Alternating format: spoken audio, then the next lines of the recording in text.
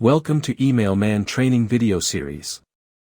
In this tutorial I am going to show you how to use cover letter section in Email Man. Go to left menu and click on cover letter. Here you can generate cover letter with clicks. Just add keyword or topics, language, and variation. Click on generate and your content will be generated.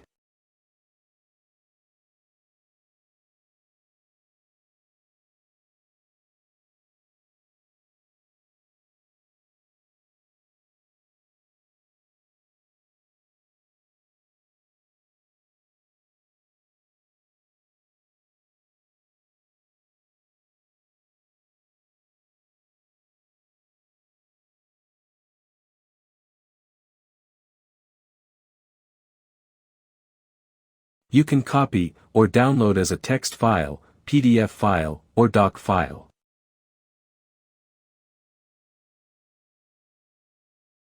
Thanks for watching the video.